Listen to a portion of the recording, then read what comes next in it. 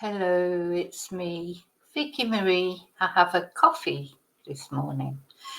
And this is what we're here to talk about. Today is the exact anniversary. It's been a year since Nicola Jayne Bulley sadly left this planet in very mysterious circumstances. For those of you who don't know about the case, I will put the playlist in the description box.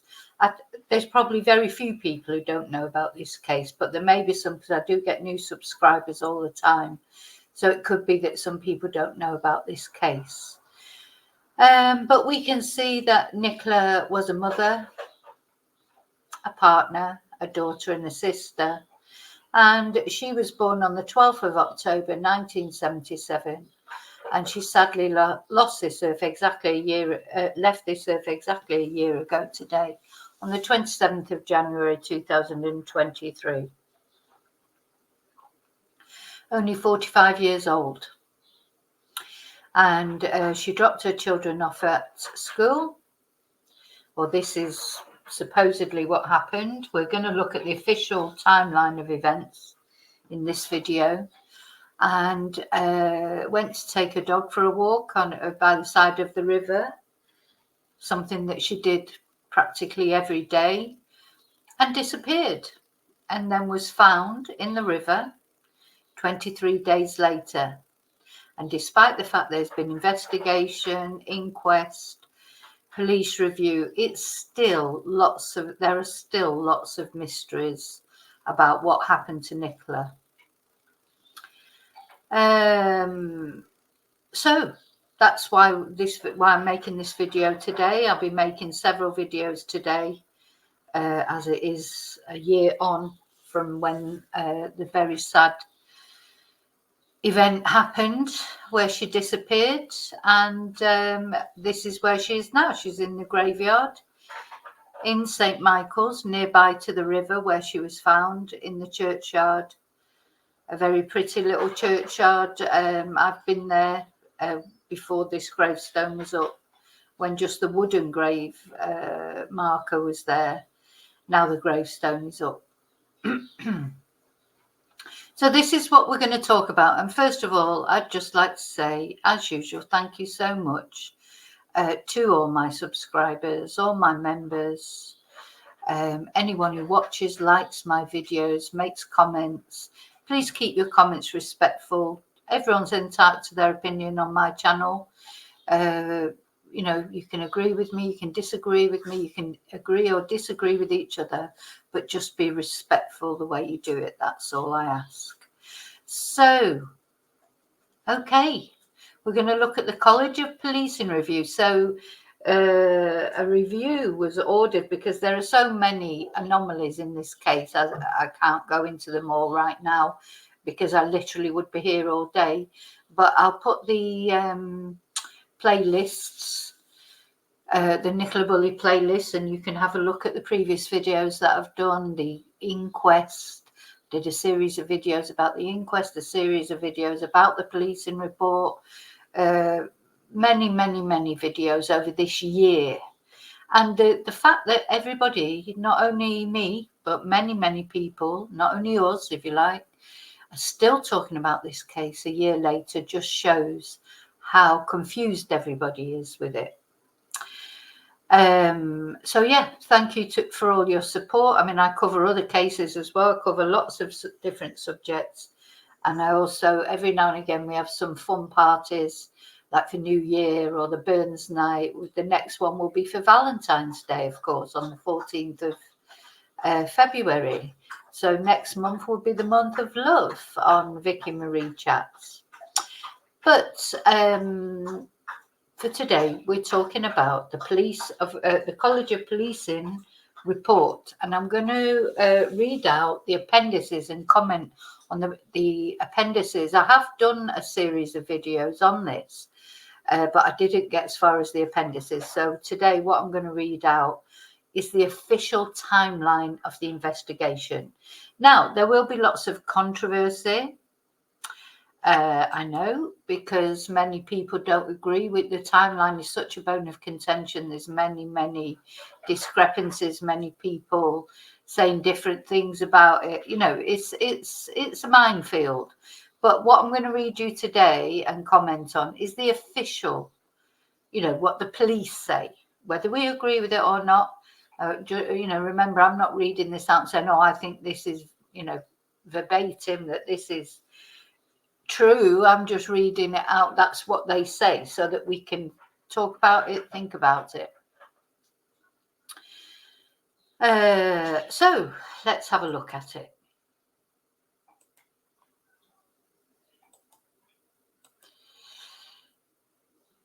You should be able to see it on the camera. Yeah, and I'm going to read it out as well. So this is Appendix B of the College of Policing Review, and it's the investigation timeline. So let's see what they've got to say. So the day of the investigation, so they start, of course, with day one, which is the 27th of January, 1 year ago exactly today. But bear in mind, it was a Friday. This year it's a Saturday. But it was Friday the 27th of January when Nicola Bulley was reported missing. And she was immediately assessed, according to this, immediately assessed as high risk missing person by the police. And specialist search teams were deployed to the scene. Now, what we need to say about that is, I think, when Nicola's partner, Paul, reported her as missing, he's told the police immediately, must have done, for her to be assessed as high risk from day one, must have told her about some problems that she was having, according to him. Again, you know, Nicola is not here to give her side of this, but according to her partner, Paul Ansell, she was struggling. She was having problems with the menopause. She was having alcohol, problems with alcohol, etc. And she had a few, you know, many things sort of transpired later that she actually, there had been a welfare check called out on the 10th of January. And also that the following day from that welfare check, Nicola had to go to A&E to have, because she had fallen, supposedly, and banged her head, and she had to go to A&E and have a head scan. So these are things that we as the public did not find out till much later, but must have been told to the police on the first day, because she was assessed as high risk. And specialist search teams were deployed to the scene. Now, I cannot underestimate, you know, how many search teams were sent out. It was coastal rescues, fire brigade, the police, there were dogs, there were drones, there was poles with radars on going under the river, etc. I mean, it was, they did pull out all the stops to go to look for Nicola that very first day, but no trace of Nicola. Well, I say no trace of Nicola was found. Of course, her phone was there, and the harness from her dog was there, and her dog, Willow, was there. So this was the 27th of January. Day one. So day two, the 28th of January, the on-call SIO attends scene. What is very frustrating about this report is it doesn't really mention names. You know, so it just says on-call SIO, senior investigating officer, attends the scene, agrees with the high-risk categorization and the working hypothesis. So bearing in mind that the working hypothesis was that Nicola had gone into the river. Right from day one, they decided that Nicola had gone into the river, probably as a result of what they'd been told by a partner. I think, personally, I think that from day one, they thought that Nicola had thrown herself into the river. That's my opinion. And then because they said later it's because there was no CCTV to show her leaving the area, but they wouldn't have had time yet to go through all the CCTV, on day 1 or day 2. And also there are lots of ways you could, have been to the scene. There are lots of ways you can get down to that river without passing CCTV. But anyway, so whoever the SIO, the on-call SIO was, they agreed with the high-risk categorisation and the working hypothesis. And this specialist search, including of the River Wyre, continues. So it's important to say they weren't just searching the river.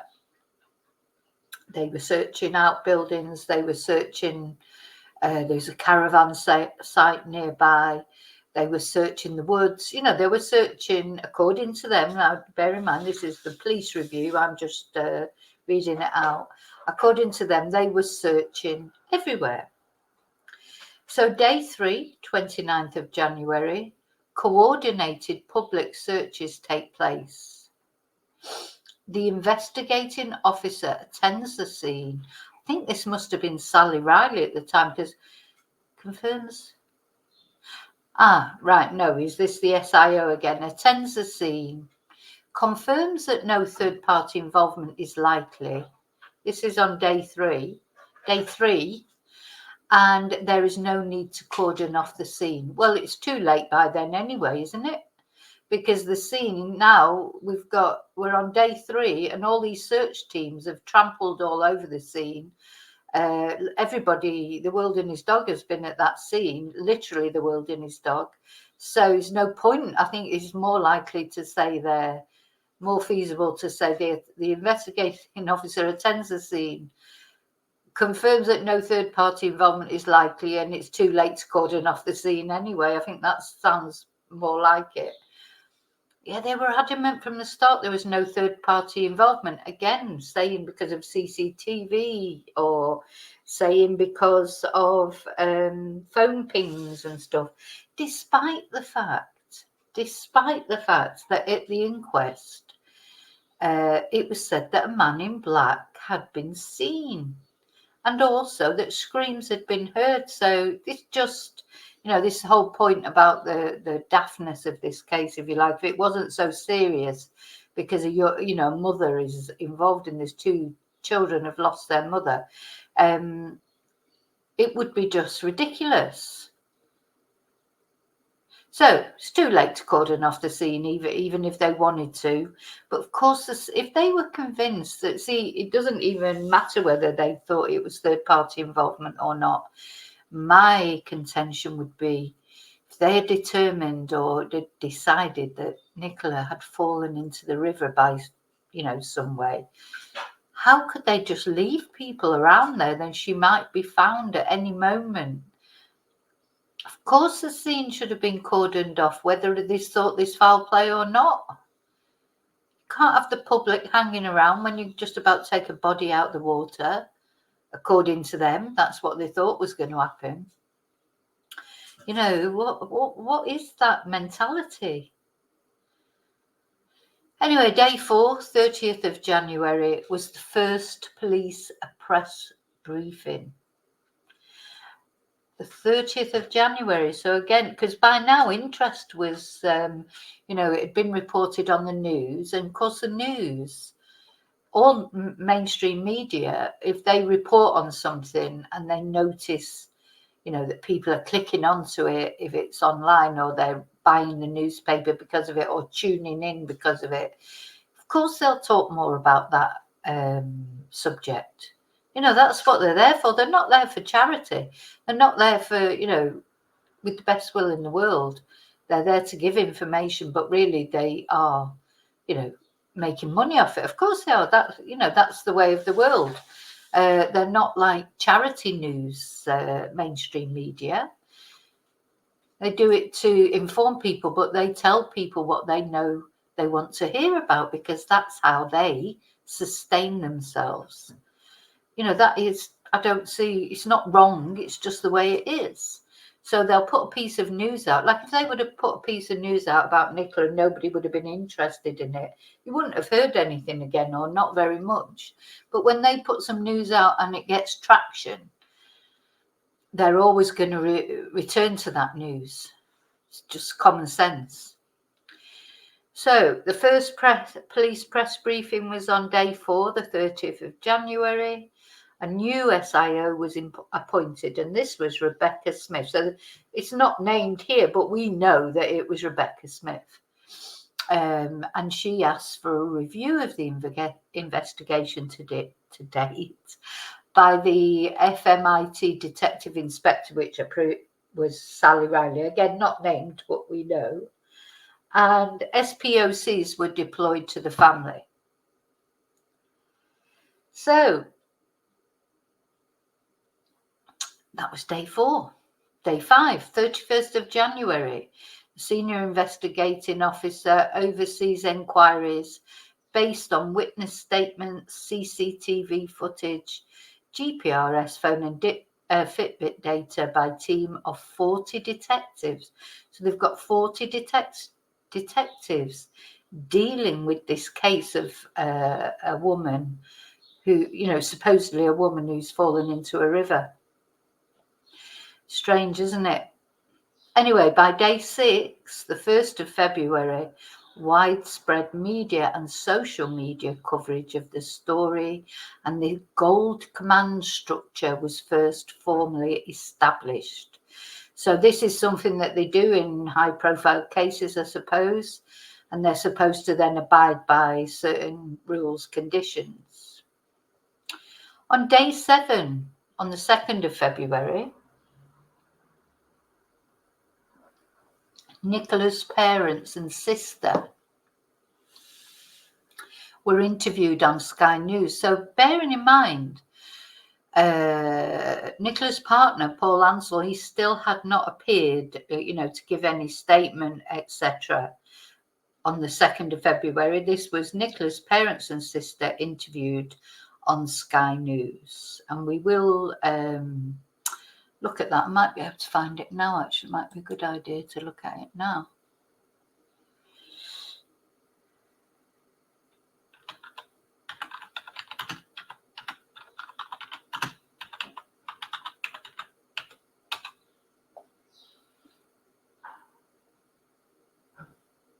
Let's see. Yeah, let's have a look at it. So this is the interview that was made on that day. So we've got Louise, Nicola's sister, Ernie, Nicola's dad, and Dot, Nicola's mum.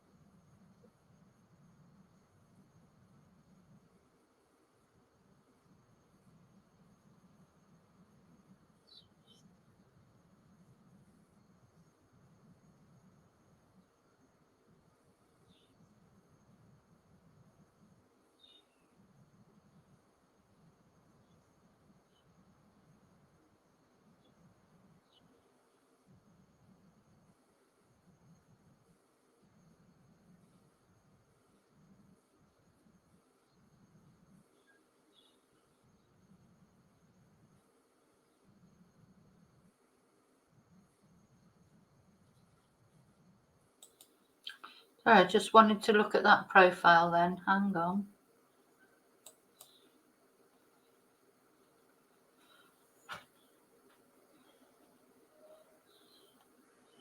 Just going to take a screenshot of that, actually. Sorry.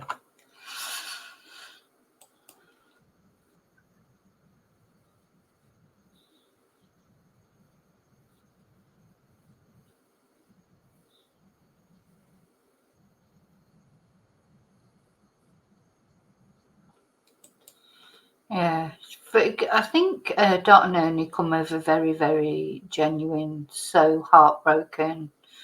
Yeah.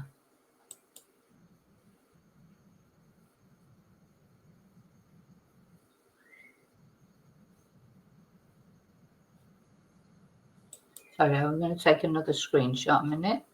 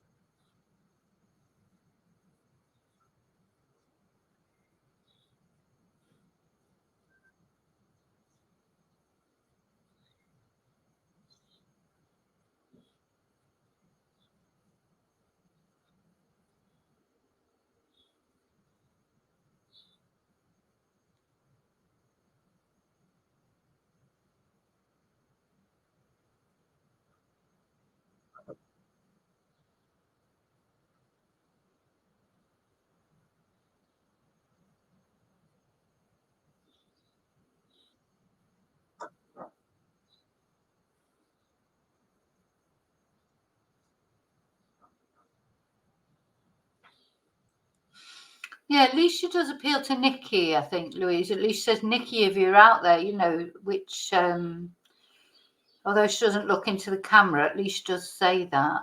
Let me just have a look at that again.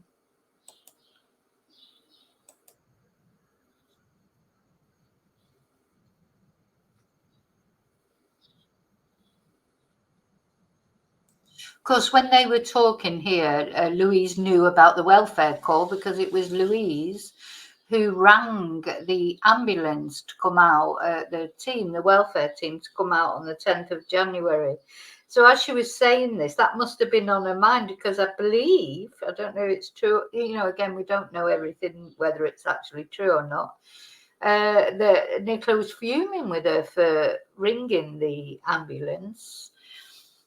So it said, and so Louise must have been thinking about that, and some people even say they haven't spoken since. But she must have had that on her mind as she was saying that, you know, because they knew. So, well, apparently Ernie and Dot did not know about that welfare check on the 10th of January, but Louise did know because she was the one who rang, and.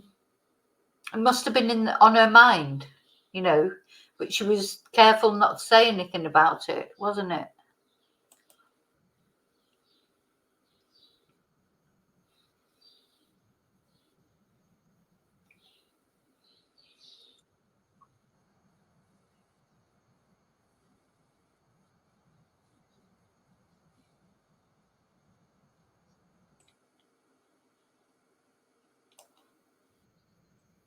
If I'm being honest, it feels like I'm just stuck in a nightmare. We're going round and round in circles, trying to piece together what could have possibly happened.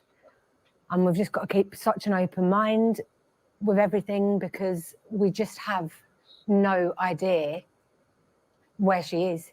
It's like she's just vanished into thin air. There's no evidence to point us in any direction. Obviously, my hope is that she's still out there. Something's happened and she's, I don't know, needed to take herself off for whatever reason. And we just want a home. We need her home. Her children need a home. It's just absolutely heartbreaking. Only for you, what's the last week been like as a father? It's been very difficult. As from last Friday morning to date, it's just been so painful. We're such a close-knit family. We talk to each other, both our children, Louise and Nicola, and the children every day. There's not a day goes by without talking to them. And this has just emptied our lives at the minute. We just feel so empty. You know, we appreciate everything that everyone's doing to find her. The police have been brilliant. The local community has been outstanding. And it's just comforting from that point of view. But at the end of the day, we just want her back. On that point, you know, the community spirit has been unbelievable in a very small village. How much has that helped you, knowing that people have come from far and wide to help look for your daughter? Massive. It's been massive. We've really appreciated it. And everyone that's been involved doing the sweep search of the fields, etc., it's just given us hope that someone might find something that could give us that little clue to what might have happened. We just need something. We're nearly a week on tomorrow, and we're just going around in circles. It's like something's got to have been missed. There's got to be, somebody must know something. Somebody must know. People don't just vanish into thin air. There's got to be somebody that knows something. And all we are asking, no matter how small or big, if there's anything that you can remember that just doesn't seem right, then please reach out to the police. Please just get in touch and get my sister back. I was going to ask you that, Lou. What is it you want to say to people watching this, wherever they're sat, wherever they're watching from, on their phones, on the tellies? What do you want to say to people in order to help you? Well, just if anybody knows anything, just let us know. Just, Nikki, if you're bloody out there, just let us know that you're okay. We can sort anything out. We just want you home. We just want you home. Yeah, my approach to this is that for the public to search their minds or anything that they might have seen, doesn't matter how significant it is. If it's something that they think might not be interesting, it could be, and inform the police that that they've seen something. But the main thing is that you know, we want to find Nicola, get her back home. There's 2 young children there waiting for their mummy to come back. And we feel that we want her back, obviously, also. But, you know, if Nicola is out there, if she is watching this, then all we'd like to say is just come home, contact the police, contact ourselves, and we just want you back. One thing on covering this story and speaking to people right at the very heart of it, and everyone harks back to this, is that there are 2 beautiful girls at home, Nikki's kids. You know, how difficult is that, knowing that the daughters are there without a mum? It's just, obviously their little minds are trying to process. They don't really understand. None of us understand, to be honest. But we've just got to try, and when there's children involved, you have to carry on. You've got to get through every day, and that's all we're trying to do. But they know her mum is missing. But they know that she's going to be coming home. And this is, everyone's looking for her. So it's only a matter of time that they're thinking in their minds that she's going to walk through that door. What happened on Friday morning was, it started off as what seemed to be Nikki's, you know, daily routine, really, dropping the kids off to school, taking Willow for a walk. It all seemed quite normal. How do you feel about the fact that this has happened, and it isn't Nikki in a way, if you get what I mean? It's not her. It's not normal Nikki. No. What's happened? How does that make you feel? We just haven't got any answers, have we? No, We just don't know. She's done this 1,000 times. Drops the children off from school. A beloved dog, Willow. She loves it to bits, that dog. She'd do anything for the animal. She parks the car in the school car park, walks across past St Michael's Church, through that little lane, up to the open field, and that's where she does it every day in, day out. There may be days where she misses, but if it's not her, it's Paul. And it all revolves around the point that they've dropped the children off at the school. But it's just routine. And, you know, we're just baffled by it. Just baffled. The police earlier said that, you know, they're keeping an open mind about what's happened here. Is that easy to do? Is it difficult to keep an open mind, you know, when there's speculation and everything? How tough is that?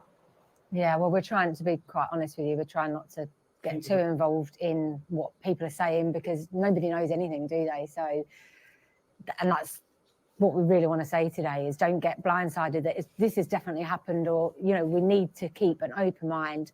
Could be anything, because there's no evidence to point any other way, and get my sister home. We'll just end on a final note from you all. And how important is it that this message is out there, that people listen, that they give any information that they possibly can to help get your sister, to help get your daughter back home? How crucial is it right now? Well, It's the only thing we're holding on to. we're holding on for this as not our last hope, but this is going to reach out to millions of people.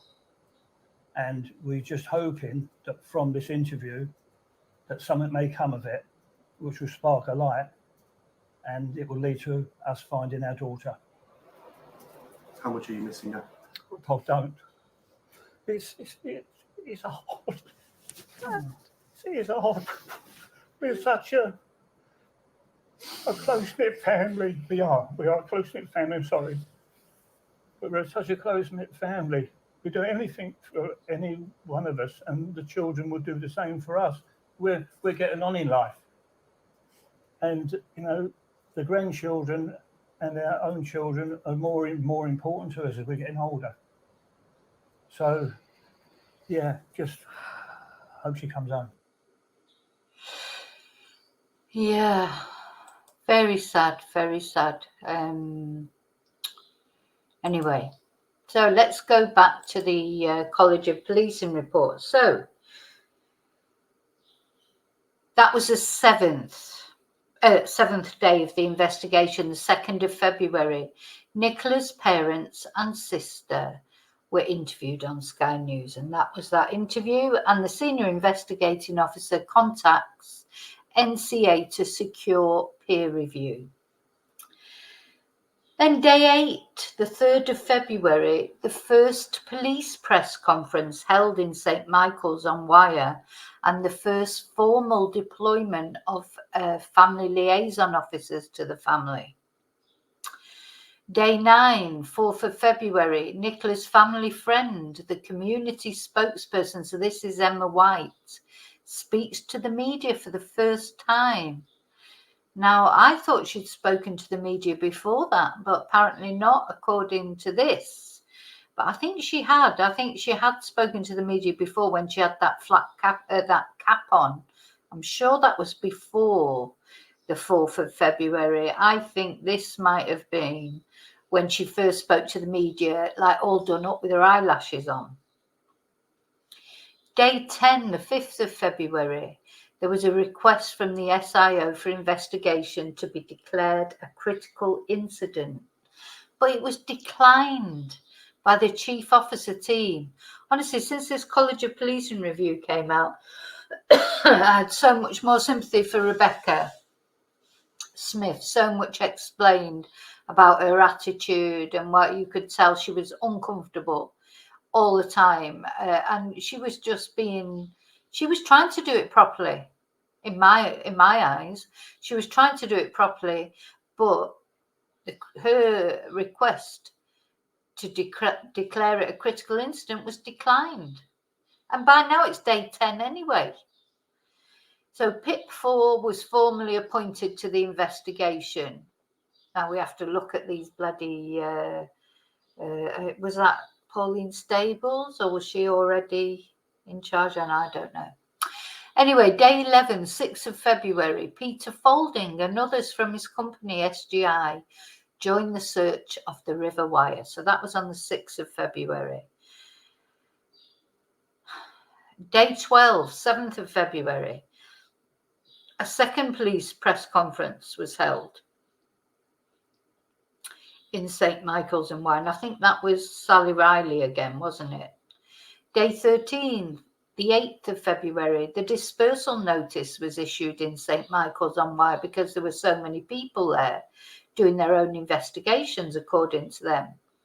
Day 14, the 9th of February, expert advice received that body not likely to surface until around the 19th of February. So this is where, when people were wondering how Andrew Snowden knew, or, you know, when he made that infamous comment, because he's just thick and he didn't realise he should not have said that on the radio stations, if he thought nobody was going to, you know, the eyes of the world were watching and he seemed to forget. But expert advice was received that the body was not likely to surface until the 19th of February, which it in fact was when it did surface. Day 15, 10th of February, Channel 5 broadcast the special investigation featuring the interview with Mr. Ansell, and the number of family liaison officers was increased from 2 to 4. Now notice they have not mentioned here that first interview that Paul did on the banks of the river. It's not mentioned. Anyway, on day 17, 12th of February, the full Holmes 2 structure was implemented by the FMIT.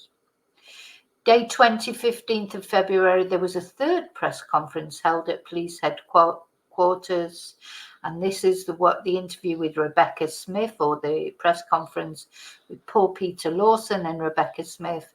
And it turned out later, we realised that she was not supposed to be doing that conference. It was supposed to be Pauline Stables, who went off sick. That was clever of her, wasn't it, really? Anyway, I think that reluctance to do that interview came over with Rebecca, because she came over as very edgy, very defensive. She did not want to do it. She did not feel that she should have been doing it. And she asked not to do it. And she was told she had to do it. And in that interview, Nicola was described as high risk with specific vulnerabilities. And then later, of course, they had to release a further media statement referring to the menopause. And I think Mark Williams Thomas had a lot to do with that. You know, he was sort of making innuendos here, there and everywhere that there was more to it. He was supposedly going to interview Paul Ansell. I think he had a lot to do with that, actually. There was a lot of interference in this case. And I'm not, you know, absolving the police from that. I think it's because the police didn't deal with it properly. But really, Mark Williams Thomas should have, and Peter Folding, they're both supposed to be experienced. They should know better than to interfere in investigations.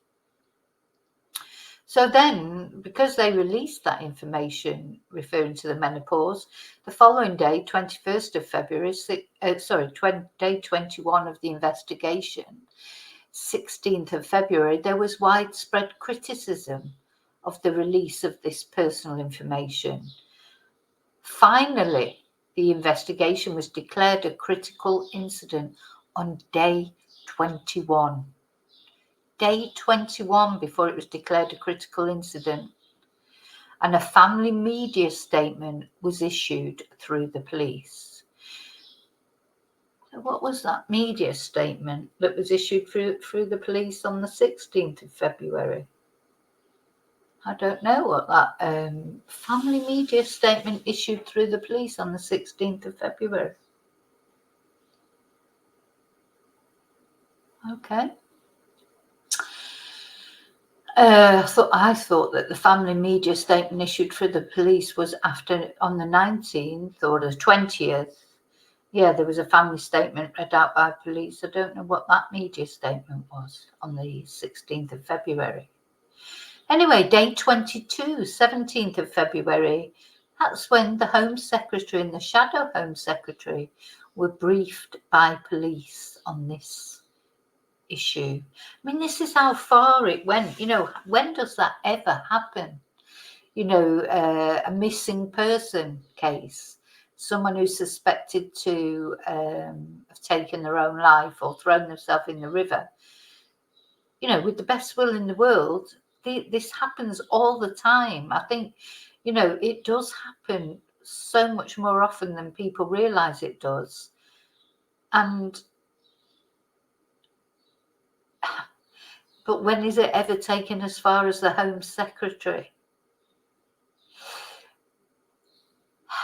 Anyway, so then day 24, 19th of February, Nicola's body was found. Well, a body was found, which was presumed to be Nicola, in the River Wyre by a member of the public.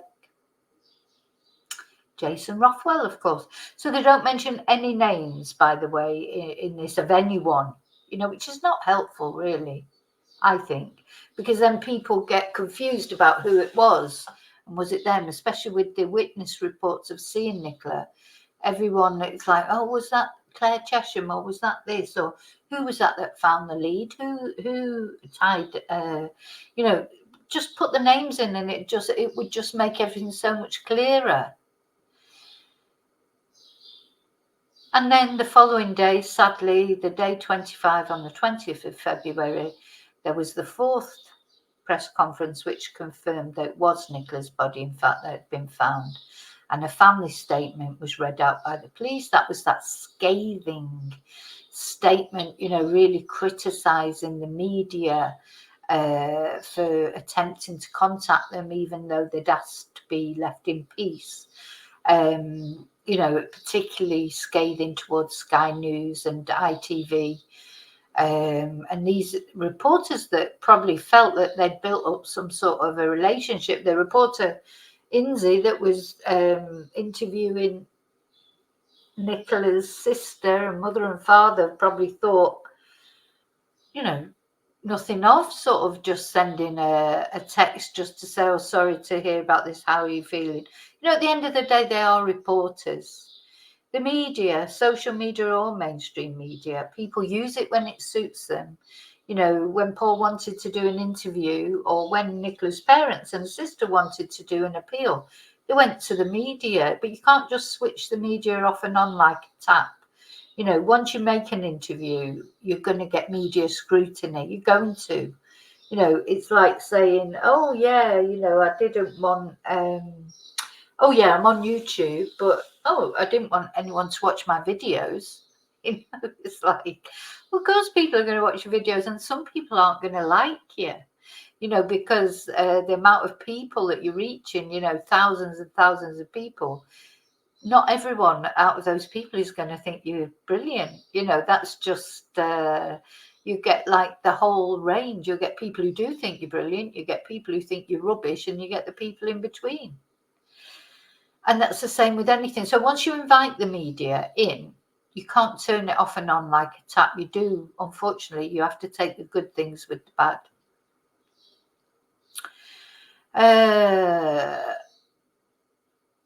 It's amazing to think that that investigation was declared a critical incident on the 16th of February, on day 21. And in fact, 2 days later or 3 days later, that's when the body was found. But it took all that time to arrive at calling it a critical incident. Anyway, day 25, the 20th of February, there was a fourth press conference confirming that the body had been found and the family statement was read out. Yeah.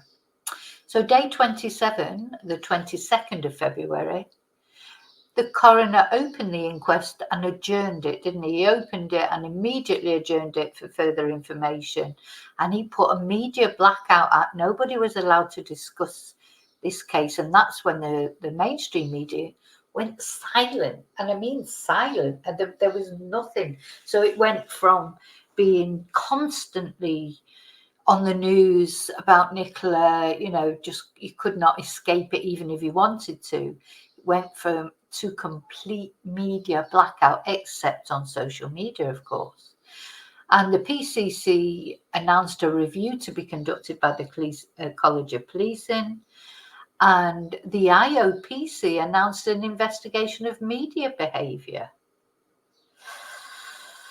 Anyway, day 41, 8th of March, that is the day that Nicola's funeral was held, very privately. There was a privacy notice made to the media.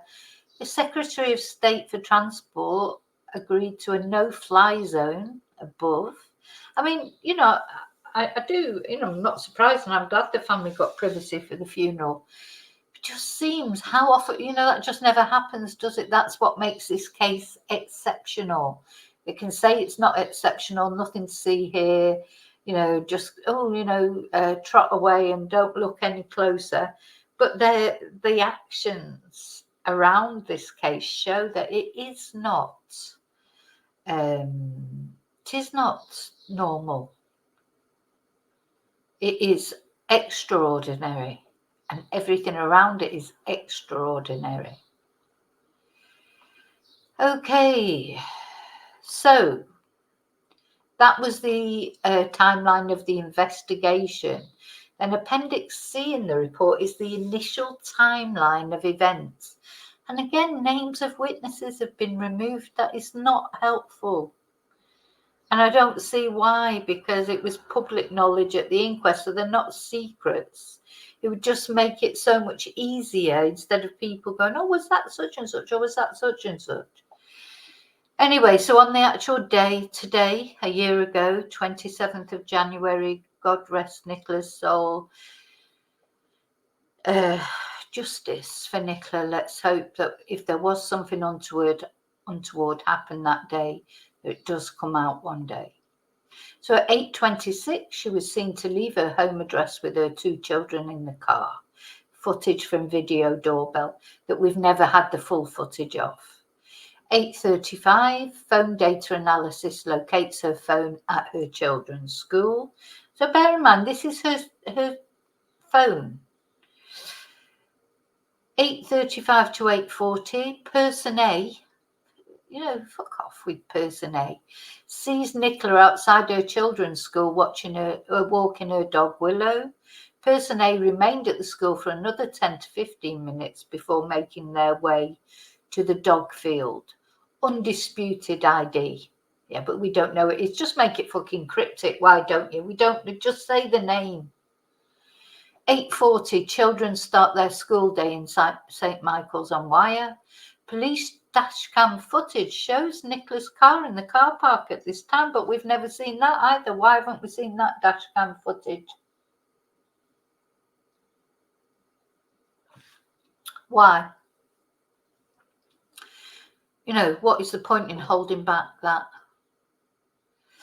Approximately 8:45, person B, who we don't know who it is, speaks to Nicola in the car park after dropping their, well, according to this, what I'm saying is, I know that, you know, you could research it, go into it and look who it was. Why not just say who it is? Person B speaks to Nicola in the car park after dropping their children off at school.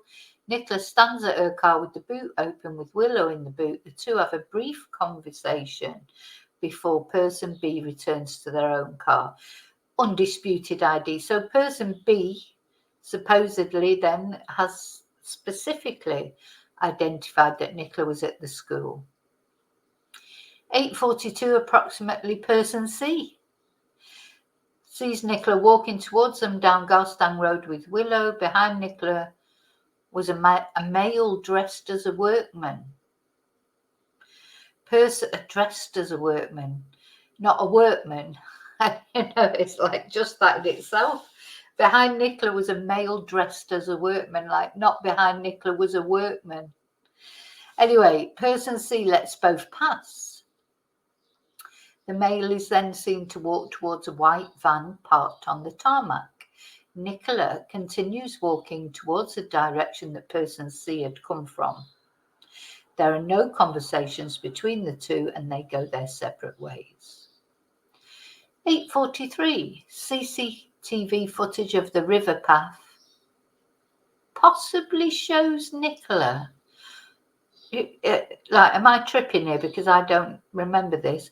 CCTV footage of the river path possibly shows Nicola walking from the direction of the iron footbridge and Garstang Road towards the area containing the gate and the bench, confirmed by phone data analysis.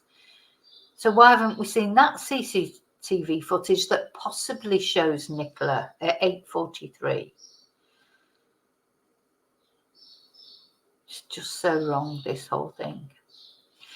8:46:30, phone data analysis locates Nicola at the area containing the gate and the bench. It would take you about 3 minutes to walk up there. At 8:47, so 30 seconds later, while walking back towards the gate along the river back, person D, who knows Nicola, sees Nicola having just entered the field, turning left and taking the route that person D has taken.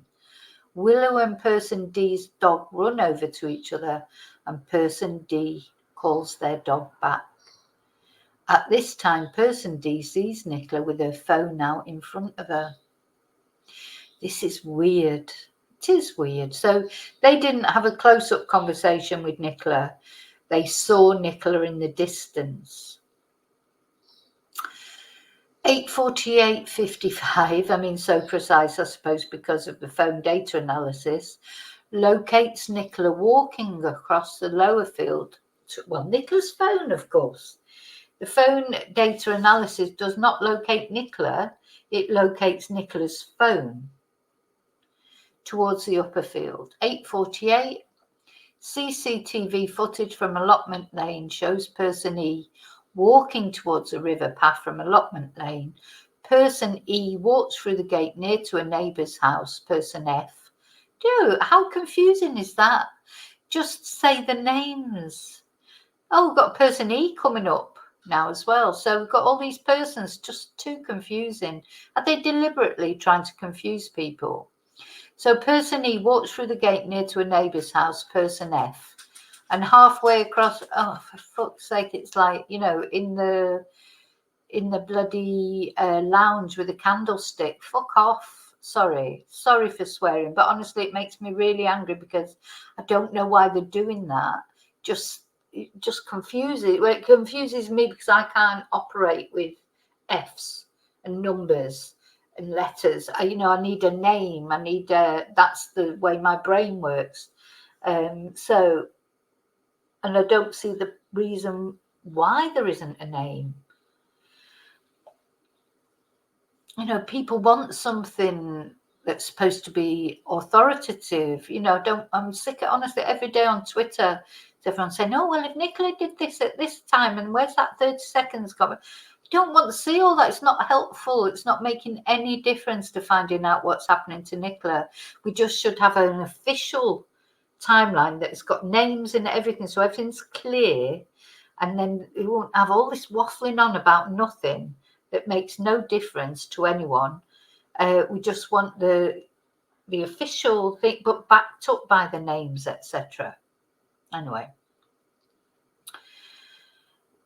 so person E walks through the gate near to a neighbour's house, person F, and halfway along the path towards the gate and bench, person E doesn't reach this gate and turns back, walking towards the iron footbridge. Person E notes a dog in that area on the grass. Person E goes on the fields and doesn't notice anyone else. 8:52, approximately, person D leaves the lower field via the gate and walks along the river path towards allotment lane. 8:53, Nicola's employer receives an email from Nicola regarding a mortgage client. Again, we don't know that, what's the secrecy about the email. 8:54, CCTV footage shows person D on allotment lane returning from their dog walk. Prior to this point, while reaching the gate at the end of allotment lane, person D sees person E. Do you see what I'm saying? It's like some joke, except it's not even funny. Person D sees person E walking a dog on a lead. Why not just use the names? 8:55, person A begins their walk along Garstang Road from the school over the iron footbridge and turns right immediately to follow the riverside footpath. 8:55.15, phone data analysis locates Nicola walking in the upper field. What? 8:59, no, we've got person G now. Sorry, what a load of twonks to do it this way. Sorry, this is twonkery at its very finest. Twonkery. Nicola sends a message to person G via messenger regarding arrangements for their children at the weekend. 8:59.33. Phone data analysis shows Nicola around Rowan Water. Now we're going back to person A, which I haven't got a clue about person A now. So approximately 9 o'clock, person A reaches the gate where the bench is located. As they walk through the gate into the lower field, they can see Nicola's silhouette and Willow walking diagonally ahead of them, approaching the hedgerow to the upper field. 9:01, Nicola's phone logs into they do say Nicola's phone, not Nicola, because we don't know that Nicola logged into a Microsoft Teams call at work. There are 41 people logged into this call. 9:01:57, phone data analysis places Nicola around Rowan Water. 9:02:49, again. 9:03:44, again. So then it's 9:05 when person A continues walking and next sees Nicola as person A is passing Rowan Water site. Does this make it any sense? To me, honest to God, it's like white noise.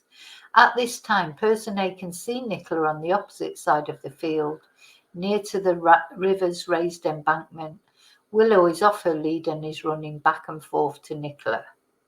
Now notice, she does say there, Willow is off her lead, not off her harness, because, I still don't think she would have taken the harness off at all. 9:10, person A continues walking around the path and sees that Nicola has now done a second loop of the top field.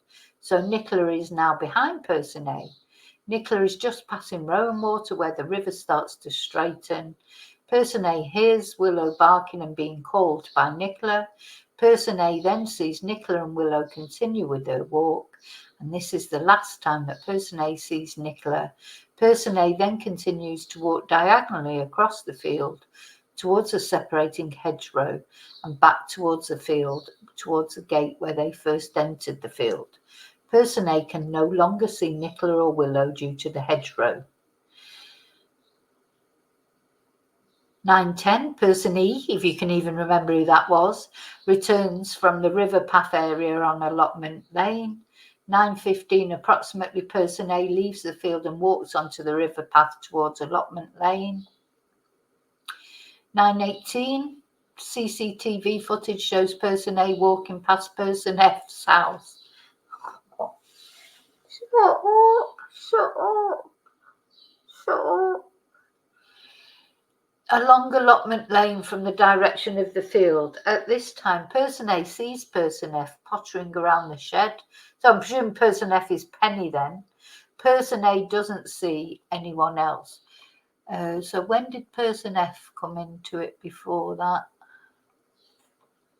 God, this is an absolute nightmare. Oh, you see, this is what I mean. You've got to look back, find who person F is. It's Penny, I presume, but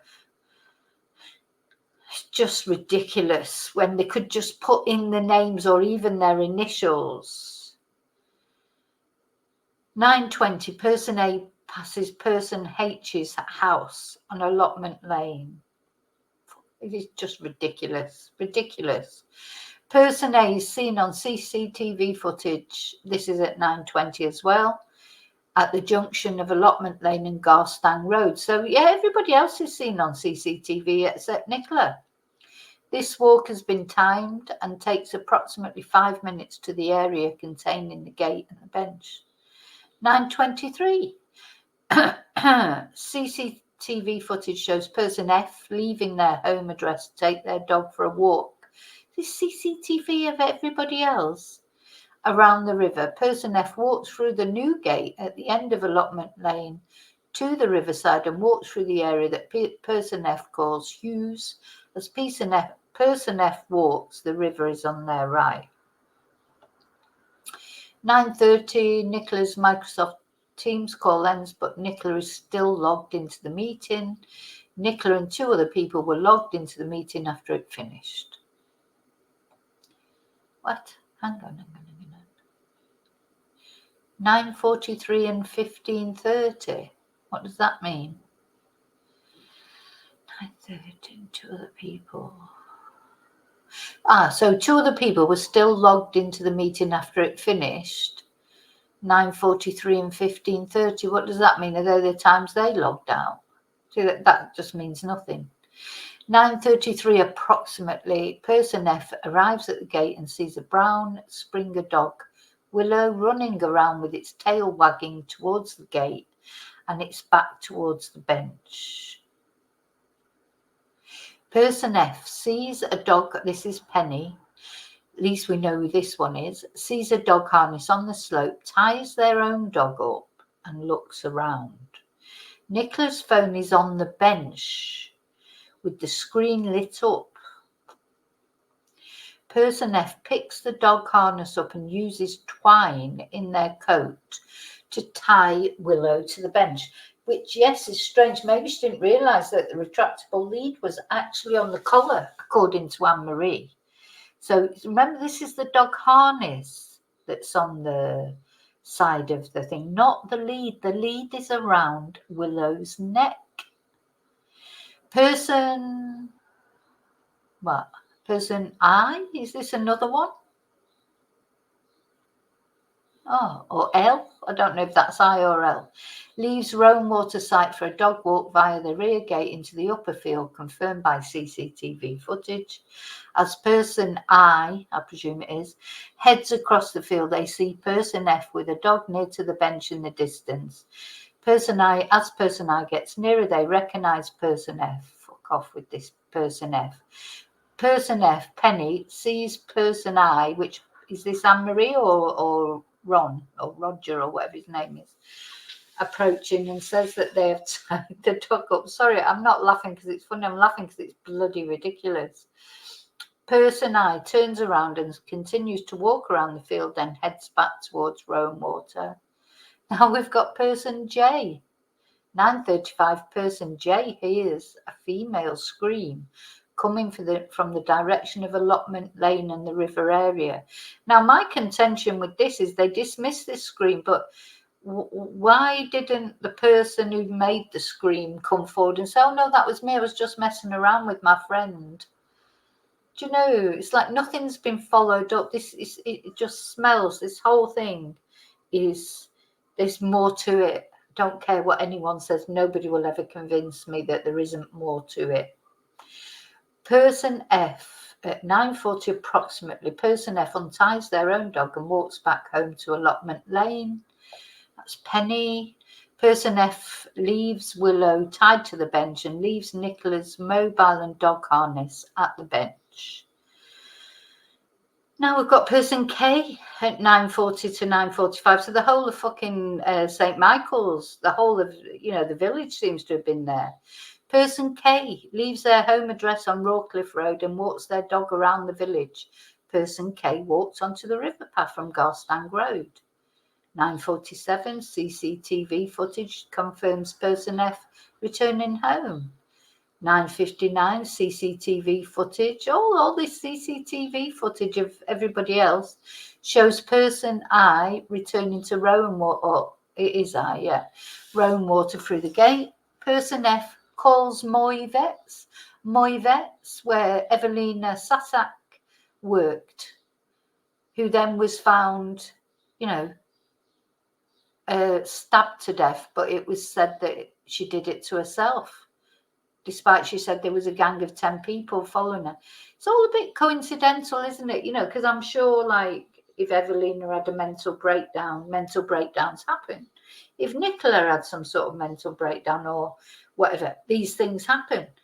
But for all these things to happen, it's too coincidental, isn't it? And, the police normally say there's no such thing as coincidence. So person F calls Moyvette's and then calls a friend, person L. Fuck off. From that, sorry, I'm swearing. I know, what else can I do? It's just ridiculous. Person F also calls person M. Person M informs person F that person K, person M's spouse, come on, I presume this is Roger, is out walking their dog. Person F explains to person M about Willow and the mobile phone they found at the bench. You know what? I'm going to have to rewrite this whole thing and put in names because I've lost the plot now. The only one that I know for definite, the name would be Penny, person F. But the others, we've got to sort of, you know, I'm going to have to sit and work out who they are. For God's sake. Oh. On reaching the bench, person K sees Willow tied to the bench and a phone and harness on the bench. Person K thinks, so the harness by now and the phone, they're on the bench. So Penny has picked up the harness and put it on the bench, I take it. Person K thinks that something doesn't feel right and continues walking. Reaching the bench, phone and harness on the bench. So person K, is that Roger? Yeah. Person K rings their spouse, person M. So that is Penny's, oh God, isn't that Penny's sister? Who says that they have spoken with person F, the person who attacked. Sorry. Oh my God, this is hysterical laughter because you just, in the end, they could have made it so much easier and more transparent by putting the names in. Because everyone knows these names anyway. They're not secret names. You know, that people know them from the inquest. So it's not like those names have never been mentioned before. But just would make this report so much more transparent. So person K, so that's Roger or Ron, rings their spouse, his wife, person M, who says that they have spoken with person F, Penny, the person who tied Willow up. They could have just said Penny, couldn't they, or Mrs. Penny Fletcher. Person M and another individual, person N, oh for fuck's sake, head down to the river to meet person K. Person M picks up the phone and shows person K the screen.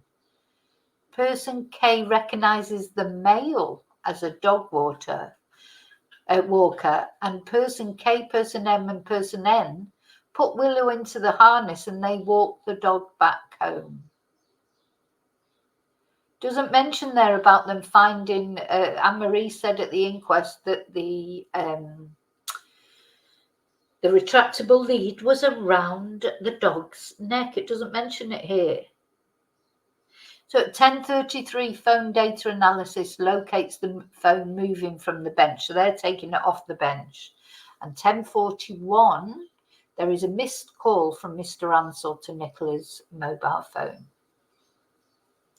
At least they haven't called him person X or something. So 10:47, person K, person M and person N walk back onto allotment lane from the river. Person L comes out of their house and person K shows them the phone. Person L recognises Willow and the phone as belonging to Nicola. 10:48, Mr. Ansell sends a text message to Nicola. Have you got lost? That's a really weird message to send. Bit of a weird one, Paul, I'm afraid. Wouldn't you say, oh, are you okay? Because I can't get hold of you. Oh, I hope you're okay. Or, you know, have you got distracted? Or have you bumped into, you know, you would express concern if your partner had not returned home. Surely you would express concern, not have you got lost. Anyway. 10:50 personnel calls the school to report finding Willow and the phone. 10:54 the school contacts Mr. Ansell. 10:56 Mr. Ansell leaves the home address in a hurry, but don't forget he stopped to change into his gym gear first, so he wasn't in that much of a hurry. This is the footage from the video doorbell.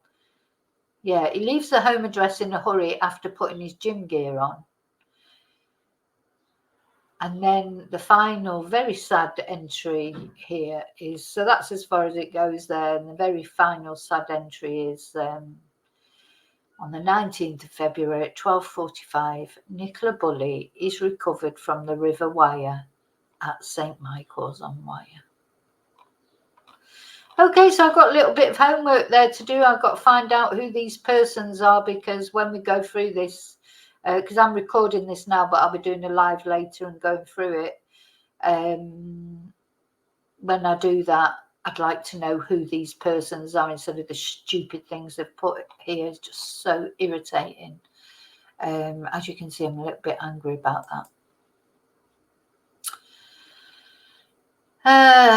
Okay, so that's what I'm going to present to you later in the live. I'll see you then.